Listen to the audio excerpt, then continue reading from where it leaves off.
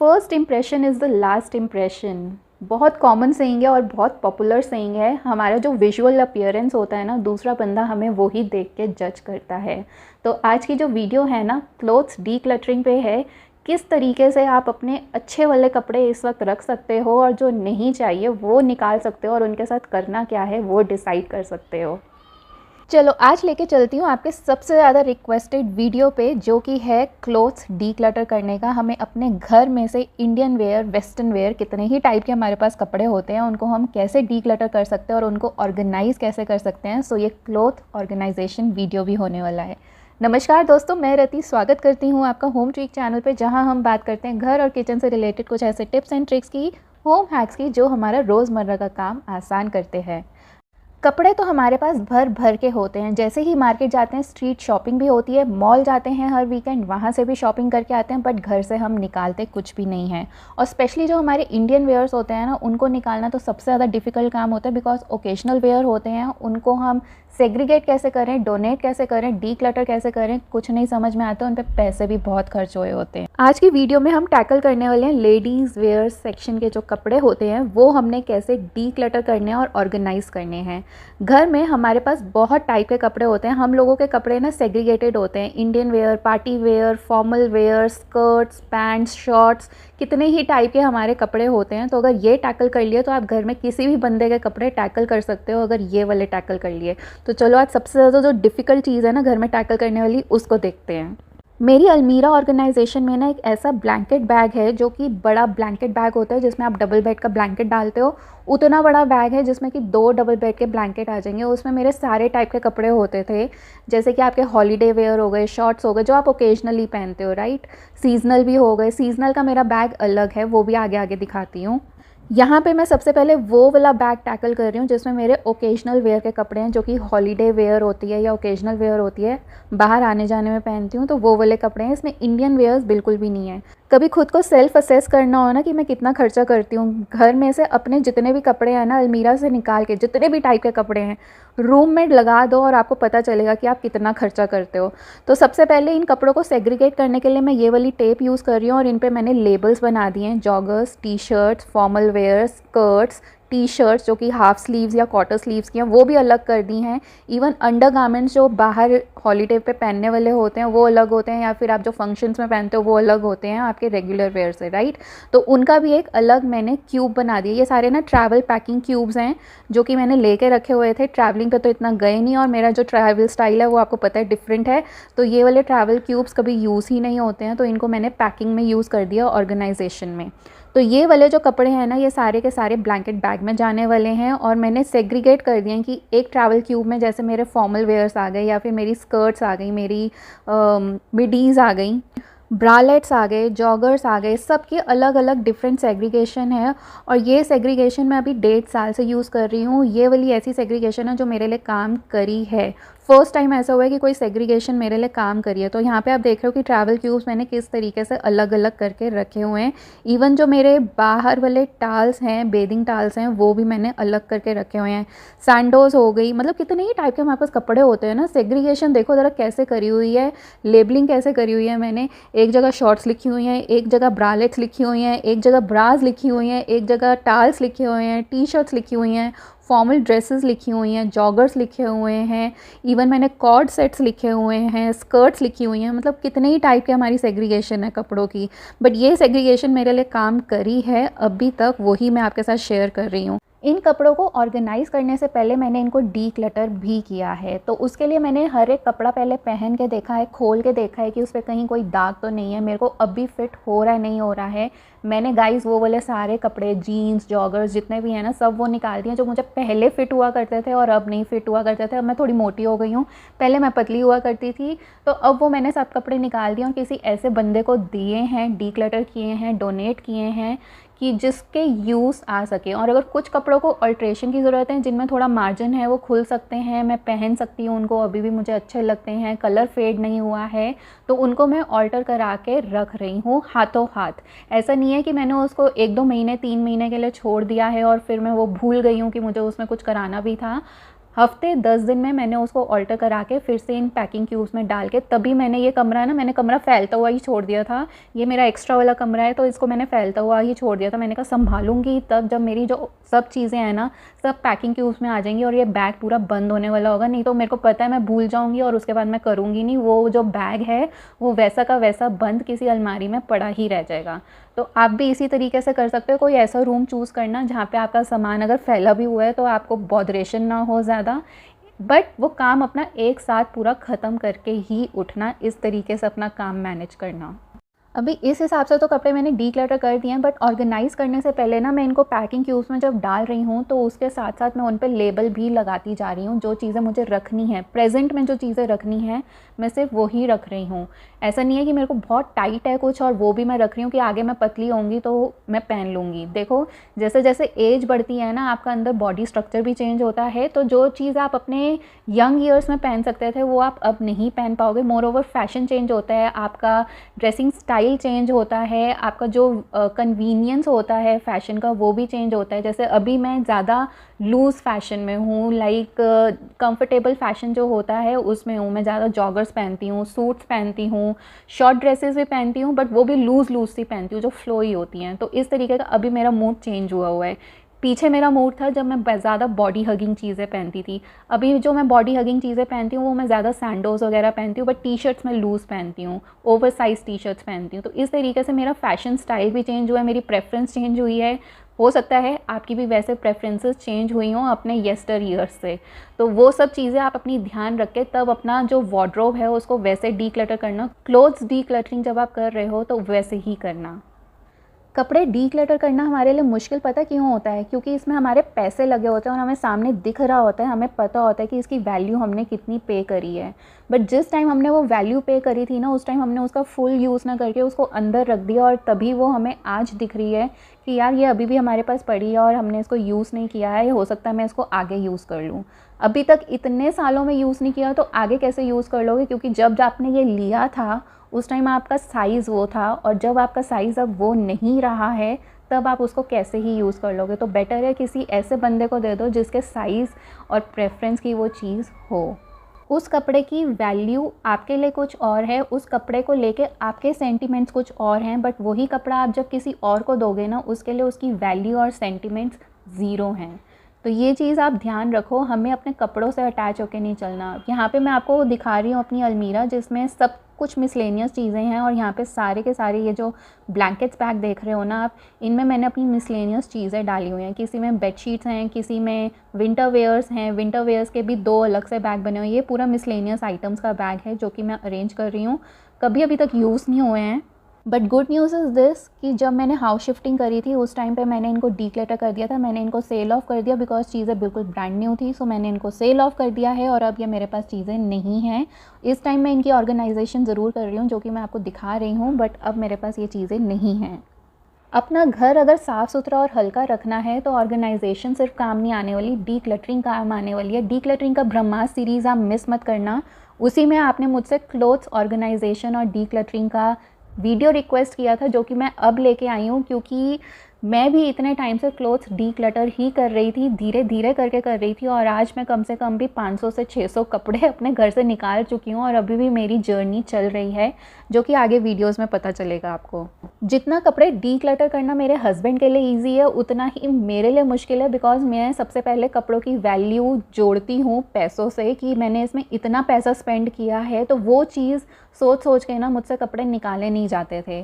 But धीरे धीरे करके मैंने अपना वो माइंडसेट चेंज किया है और कैसे चेंज किया है वही मैं आपके साथ शेयर कर रही हूँ, बिकॉज मुझे पता है मेरे ऐसे बहुत सारे दोस्त होंगे आज जो मुझे देख रहे हैं, उनका भी माइंडसेट ऐसे ही चल रहा होगा। वैल्यू सेंटिमेंट्स 2 ऐसी चीज़ें हैं जिनको हम नहीं तोड़ पाते हैं और उसी वजह से हम अपने कपड़े भी डीक्लटर नहीं कर पाते हैं।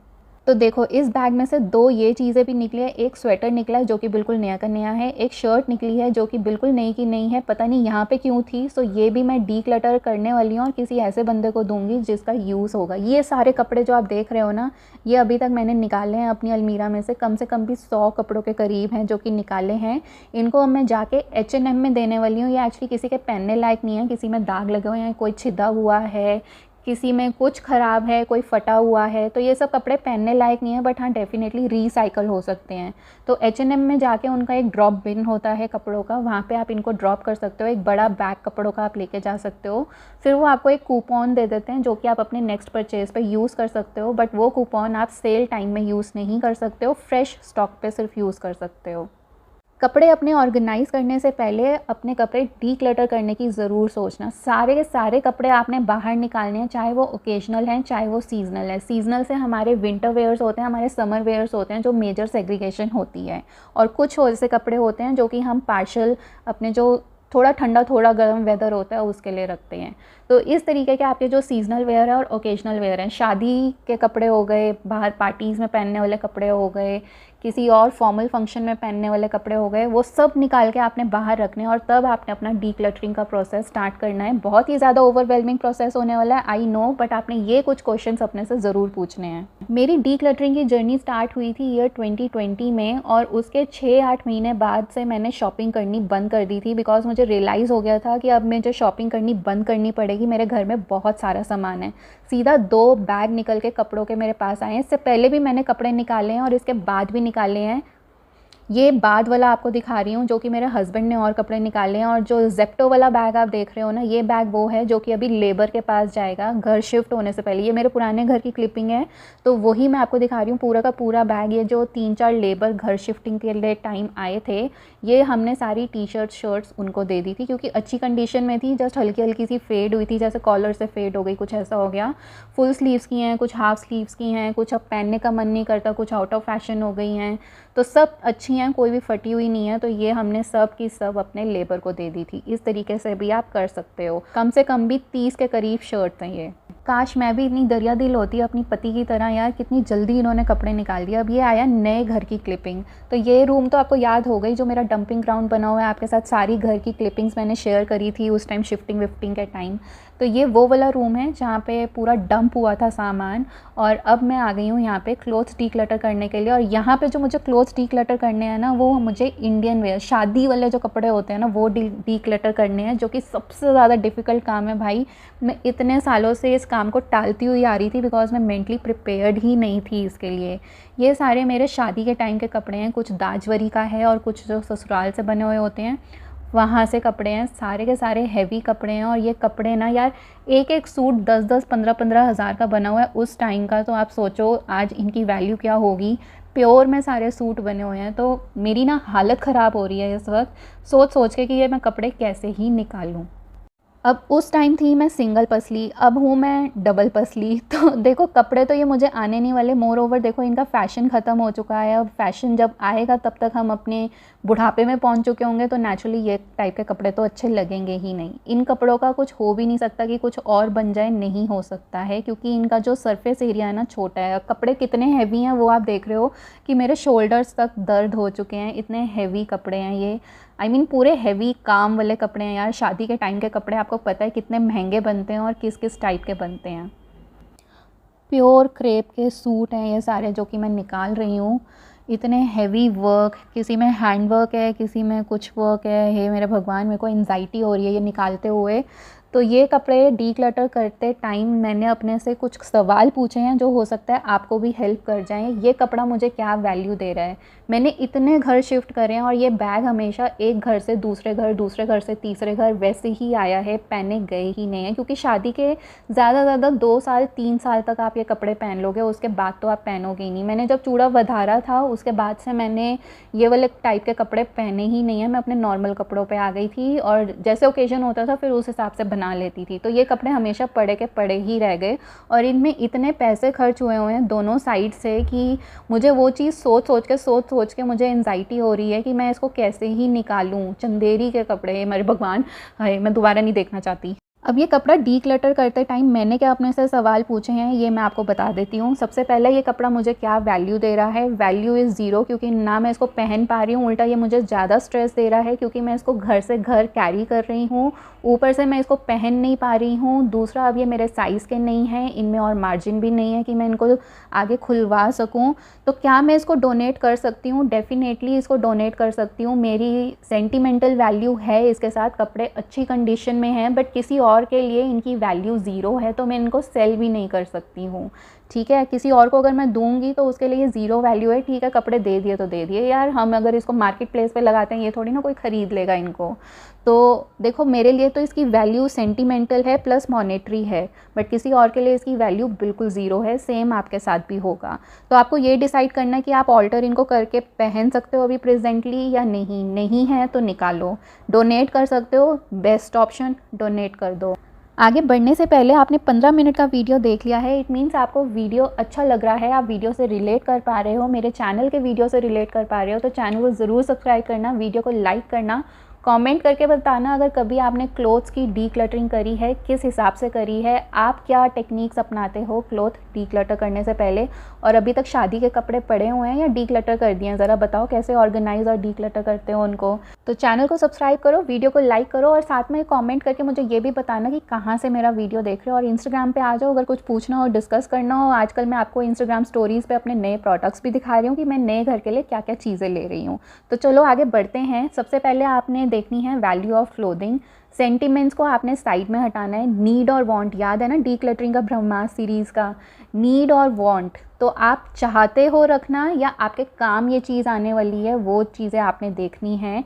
साथ में आप इनको अगर ऑल्टर करके पहन सकते हो, डोनेट कर सकते हो, डिस्कार्ड करना है ये, या फिर कुछ चीज़ें ऐसी होती हैं कि हम बाद में डिसाइड करेंगे, तो एक आप वो भी पाइल बना सकते हो कि डिसाइड लेटर वाला पाइल, कि इनको मैं बाद में देखूंगी। मैंने भी इनमें से 3-4 सूट अलग निकाल के रखे हैं कि मैं देखूंगी कि बाद में इनका क्या करना है, बिकॉज उन पर जो काम किया हुआ है ना वो इतना सुंदर काम है कि मैं उसको कभी भी मतलब वो एवरी टाइम एवरग्रीन काम है, तो मैं सोच रही हूँ कि उसका क्या ही करूँ, ठीक है।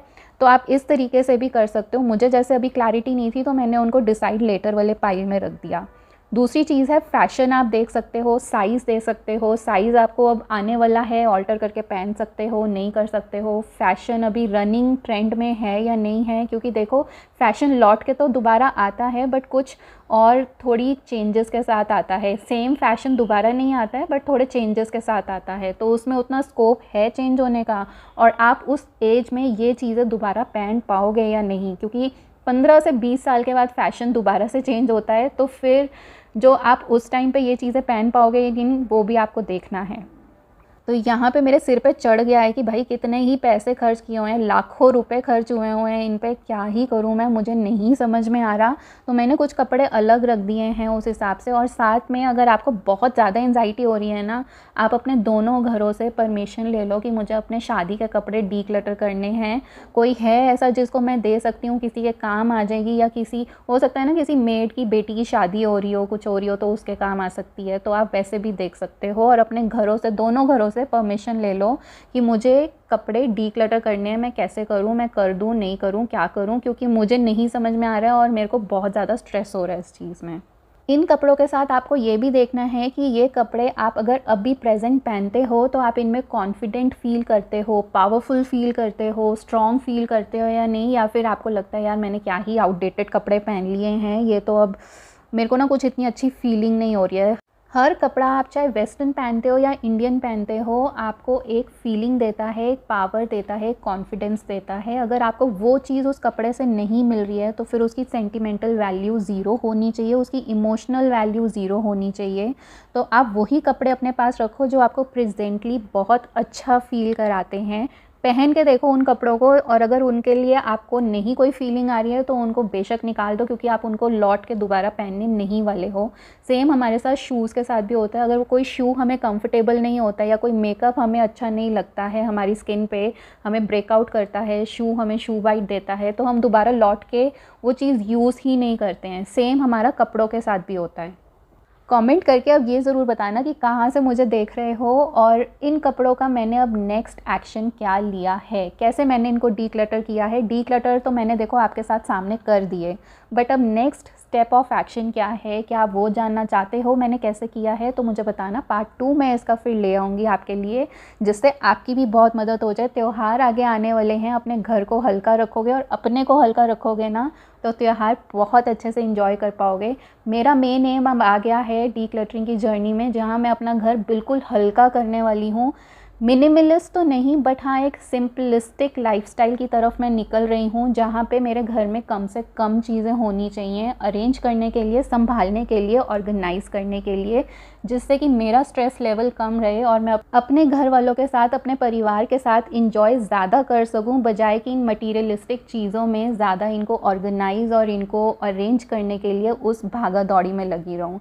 ज़िंदगी हमारी मटीरियलिस्टिक चीज़ों से नहीं है, हम मटीरियलिस्टिक चीज़ों से नहीं है, मटीरियलिस्टिक चीज़ें हम लोगों से हैं। तो कहाँ पे आपको लाइन ड्रॉ करनी है ना, वो आपको डिसाइड करना है। मेरी डीक्लटरिंग की आज 3.5-4 साल की जर्नी में मेरे को ये समझ में आया है कि डीक्लटरिंग के बाद मैं स्पिरिचुअली बहुत ज़्यादा एक्टिव हो चुकी हूँ, अपने पे ध्यान देती हूँ, अपनी वेल बीइंग पे ध्यान देती हूँ, मेरे एंजाइटी लेवल्स बहुत ज़्यादा कम हो चुके हैं, गुस्सा तो ऑलमोस्ट नील ही हो गया है, एक्शन रिएक्शंस ऑलमोस्ट नील हो चुके हैं। ऐसे मैजिकल एक्सपीरियंसेस मेरे साथ हुए हैं जो शायद मैं आपको बता भी ना पाऊँ, और इतने हैं कि कुछ कुछ तो लाइफ सेविंग है। तो कुछ इस तरीके से चीज़ें आप ऐसी जर्नी पे निकल जाते हो ना, जो कि आप एक्सप्लेन ही नहीं कर सकते हो, वर्ड्स उनके लिए कम होते हैं। तो डीक्लटरिंग ने मेरे लिए वो जर्नी, वो रास्ता खोल दिया था। और इस साल तो मैंने अपनी डीक्लटर की जर्नी में एक माइलस्टोन अचीव कर लिया है कि मैंने अपने क्लोथ्स डीक्लटर कर दिए हैं, जो कि मेरे लिए सबसे ज़्यादा डिफ़िकल्ट काम था। 10 मंथ्स पहले जब मैंने आपके साथ डीक्लटरिंग का ब्रह्मा सीरीज़ का फर्स्ट एपिसोड डाला था, आप लोगों ने क्लोथ डीक्लटरिंग के बारे में बहुत कुछ बोला था कि वो वीडियो बनाइए, वो वीडियो बनाइए। बट उस टाइम भी मैं प्रोसेस में थी और मैं देख रही थी कि मैं कैसे बनाऊँ उसको, क्योंकि मैं भी इन द प्रोसेस थी। तो पहले मैं श्योर होना चाहती थी कि मैं कैसे कर रही हूँ, ये काम किया कि नहीं किया, तब जाके मैं आपके साथ शेयर करूँगी। ये कपड़े डीक्लटर करते टाइम मेरे को कुछ आर्टिफिशियल ज्वेलरी भी इन बैग्स में से मिली है, और कुछ ऐसे डब्बे भी निकले हैं, ज्वेलरी के बॉक्सेस, जो कि ऐसे ही खाली हैं। और ये एक लक्ष्मी गणेश जी के पच्चिन का बॉक्स है जो कि टूट गया है, तो इसको मैं शिफ्ट करके किसी और बॉक्स में लगा दूंगी। तो इस तरीके से काफ़ी चीज़ें निकली हैं। और ये वाले जो आर्टिफिशियल ज्वेलरी है ना, ये भी मैं अपने शादी के कपड़ों के साथ ही किसी को दे दूंगी जिसके काम आ जाए। तो आर्टिफिशियल ज्वेलरी भी मैंने बहुत सारी डीक्लटर कर दी है। मैंने अब बस वो पीसेस रखे हैं। आजकल मैं मोर ऑफ रियल ज्वेलरी पहन रही हूँ, बजाय कि आर्टिफिशियल इमिटेशन ज्वेलरी की बजाय। तो मैंने वो वाली चीज़ें भी बहुत सारी अपने घर में से निकाली हैं, अपनी लाइफ में से भी निकाली है, क्योंकि बार बार ना आप चेंज करते रहते हो ज्वेलरी। तो मेरे को कभी कभी ऐसा होता है कि मुझे एलर्जी हो जाती है, इरिटेशन हो जाती है, तो मैं कम ही चेंज करती हूँ। आजकल मैं ज़्यादा रियल ज्वेलरी पहन रही हूँ बजाय कि आर्टिफिशियल ज्वेलरी के। तो आपने भी मुझे वो नोट किया होगा, या तो मैं पहनती हूँ या तो बिल्कुल ही नहीं पहनती हूँ। इन कपड़ों के साथ साथ इंडियन वेयर्स में एक और चीज़ हमारे पास होती है, साड़ीज़। तो साड़ीज़ डीक्लटर करने के टाइम आपको सिर्फ ये क्वेश्चन पूछना है, क्या मैं इसमें से कुछ और बनवा सकती हूँ? अगर अपने लिए नहीं तो अपने घर में किसी के लिए भी, अपनी फैमिली में, अपने फ्रेंड्स के लिए। साड़ीज़ एक ऐसी चीज़ होती है जिसमें कपड़ा बहुत ज़्यादा होता है और बहुत ही टाइप की चीज़ें निकल के उसमें से आ सकती हैं। तो सबसे पहले साड़ी डीक्लटर करने से पहले ये चीज़ ज़रूर देखना, क्योंकि मोस्ट ऑफ़ द टाइम से होता है हमें साड़ी डीक्लटर करने की ज़रूरत ही नहीं पड़ती है।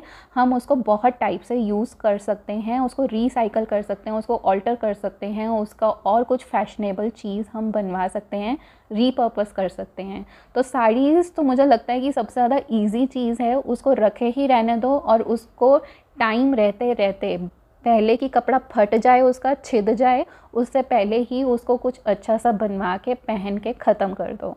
और कोई भी नई चीज़ लेते हो ना, उसको अंदर घुसाने के लिए मत लो, उसको प्रेजेंट में पहन के जब तक उसका फैशन है तब तक पहन के उसको ख़त्म कर लो। और कोई नया ओकेजन आता है तो उस टाइम कोई नई चीज़ ले लो, जिससे कि आपको भी नहीं दुखेगा, जो कि मैंने नोट किया है। मैं आगे से ऐसा नहीं करने वाली हूँ, तो जो कि उस टाइम दुखेगा भी नहीं कि इस पर पैसे स्पेंड हुए थे और ये सिर्फ 1-2 बार ही पहने हैं। अच्छे से उसका यूज़ निकालो, अपने पैसे की वैल्यू निकालो, और फिर देखो दिल कैसे खुश होता है। डीक्लटरिंग जब घर की कर रहे होते हो ना, तो गड़े खजाने भी निकल आते हैं कभी कभी। जैसे कि ये कैंडल, भाई मेरे को याद ही नहीं था कि कोई इस टाइप की कैंडल मेरे घर में एग्जिस्ट भी करती है। तो देखो हमारी जो ब्रेन की पावर है ना, वो लिमिटेड है, और इतना जब सामान घर पे होता है ना, तो हमें याद भी नहीं होता है कि भाई कोई सामान ऐसा हमारे घर में पड़ा है, एग्जिस्ट करता है। तो अब इसको मैं जला के ख़त्म करूँगी। ये जो आर्टिफिशियल ज्वेलरी अब मैंने निकाली है और जितने भी कपड़े मैंने डीक्लटर करे हैं, फॉर द टाइम बिंग इनको मैंने अलमीरा में एक साइड करके रख दिया है, जिससे कि मुझे पता हो कि ये सारी चीज़ें मुझे डोनेट करनी है या फिर किसी को देनी है या रीपर्पस करनी है। कपड़े एक ऐसी चीज़ होती है ना जिसका रिटर्न ज़ीरो होता है, इन्वेस्टमेंट उसमें बहुत लगी होती है but return is absolutely zero. आप उसको रीसेल करके कुछ कमा नहीं सकते हो। हाउएवर अगर आपका कोई घर का अप्लायंस है, बर्तन है, कोई भी और चीज़ है, आप उसको रीसेल करके एटलीस्ट कुछ वैल्यू उससे ले सकते हो। चाहे वो उतनी वैल्यू ना हो जितना का आपने परचेज़ किया, but at least return is not zero. But कपड़ों का रिटर्न इज़ एब्सोल्युटली ज़ीरो। सो आगे से जब भी परचेज़ करना है, मैंने तो ठाना हुआ है मैं उसकी वैल्यू देख के और मेरा जो यूसेज है उसका देख के तब कपड़े ख़रीदने वाली हूँ। इन त्योहारों के शुरू होने से पहले घर के उन खोपचों में घुस जाओ, उन कोनों में घुस जाओ जो कि आपने कभी सालों में एक आध बार देखे होंगे। वहाँ से जाओ, निकालो चीज़ें, ख़जाने निकालो। घर अपना थोड़ा खाली करोगे तो खुद भी हल्का फील करोगे और आपको मोटिवेशन मिलेगी अपने लिए कुछ अच्छा करने की। First impression is the last impression बहुत बारी सुना भी है, करते भी हैं, देखते भी हैं और मोस्ट ऑफ द टाइम्स अनजाने में हम लोग ऐसा कर भी जाते हैं विजुअल अपीयरेंस को देख के। थोड़ा सा जजमेंटल होना कम कर दो और फिर देखो ज़रा लाइफ में क्या चार चांद लगते हैं। तो गाइज़ इसी के साथ आज का वीडियो ख़त्म करते हैं। पार्ट 2 अगर देखना हो कि आगे मैंने इसका नेक्स्ट प्रोसेस क्या किया है तो मुझे ज़रूर बताना। चैनल को ज़रूर सब्सक्राइब करना। आपको वीडियो बहुत अच्छी लगी है क्योंकि आपने पूरा वीडियो देख लिया है, तो चैनल को ज़रूर सब्सक्राइब करना, वीडियो को लाइक करना, इंस्टाग्राम पे फॉलो करना और जो मैं आजकल स्टोरीज़ पोस्ट कर रही हूँ और रील्स पोस्ट कर रही हूँ आपको पसंद आ रही हैं या नहीं आ रही हैं, उन पे जाके कमेंट ज़रूर करके मुझे बताया करो। मिलती हूँ अपनी अगली वीडियो में। Always remember you are the power house of your house और उस पावर को आपने बरकरार रखना है अच्छे अच्छे काम करके, उससे आपकी पावर भी एनर्जाइज होगी। चलिए मिलती हूँ अपनी अगली वीडियो में। अपना बहुत सारा ख्याल रखना और हाँ, चैनल को ज़रूर सब्सक्राइब करके जाना।